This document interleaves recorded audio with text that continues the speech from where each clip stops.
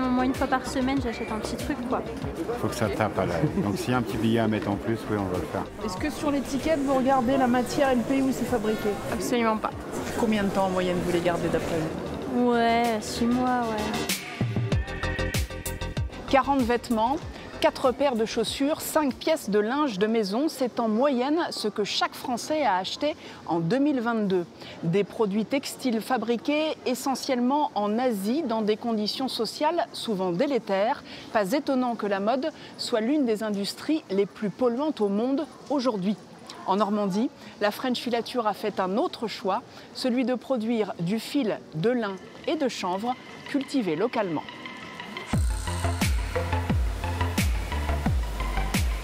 Ces rubans sont le fruit de lin cultivé en Normandie et dans le nord de la France. Grâce à ces machines, la fibre textile peignée est mélangée à plusieurs reprises. Un lot correspond à une parcelle d'une récolte. Donc l'idée, c'est d'avoir toujours la même qualité de fil à la fin. Donc nos 8 lots de lin, on va les mélanger pour obtenir un seul ruban. La mèche obtenue est ensuite mise en bobine, puis transformée en fil. Cette usine s'est spécialisée dans la filature, au mouillé. Nos bobines, elles passent dans un bain d'eau et ensuite c'est étiré. C'est là vraiment ce qui caractérise le fil le plus fin possible qu'on puisse avoir, à la fois sur le lin et aussi sur le chanvre. Ce savoir-faire exporté en Chine, où le coût du travail est moins cher, avait disparu de France. Depuis 2 ans, la relocalisation dans l'Eure a créé une trentaine d'emplois. Auparavant salariée dans les cosmétiques, Céline a été séduite par ce défi. Remettre au goût du jour déjà des machines que je ne connaissais pas, le lin, le chanvre, voilà, comme nos ancêtres, en nouveau. Il y a de la fierté aujourd'hui? Ah oui, énormément, oui. Peu consommateurs d'eau et de produits phytosanitaires, le lin et le chanvre sont reconnus pour leur impact environnemental plus faible que le coton notamment. Grâce à ce fil tissé ensuite dans le Nord, l'objectif est de proposer une offre 100% française à l'industrie textile, plus chère mais plus durable. Essayer de réduire les coûts, évidemment on travaille dessus tous les jours, il faut réinventer les modèles, il y a beaucoup de robotisation qui sont en cours, on va continuer les développements. Mais quand on s'achète un produit qui vient d'ailleurs, eh bien, on ne contribue pas à notre modèle social. Est-ce que c'est acceptable, est-ce que ce n'est pas acceptable? Ce n'est pas à moi d'en juger, mais c'est à chaque Français de se poser la question, est-ce que l'acte d'achat permet la protection sociale que je veux pour mes enfants et mes petits-enfants? Après les créateurs de luxe, la French Filature s'adresse également aux marques grand public. Le but, produire un volume plus important pour réduire les coûts de structure et donc le prix, et avoir un impact écologique plus large.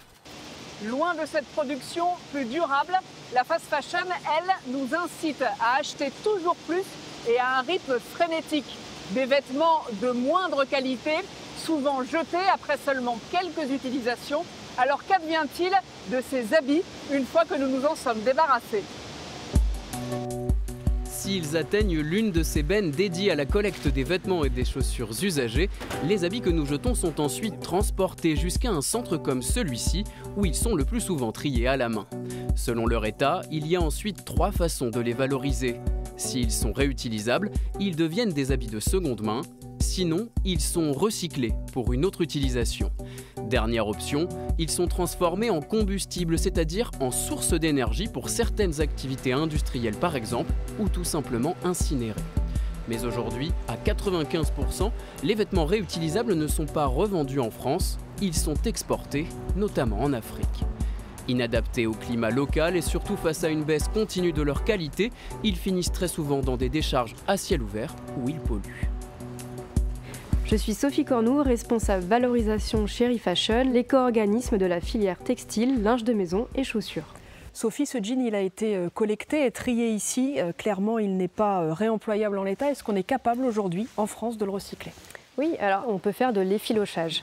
Ça consiste à récupérer les fibres du vêtement, refaire du fil et avec ce fil refabriquer un vêtement par exemple. Mais on peut aussi récupérer les fibres et créer un produit d'isolation, un isolant acoustique, thermique par exemple, pour l'habitat, à intégrer dans le sol, dans les combles, entre les murs.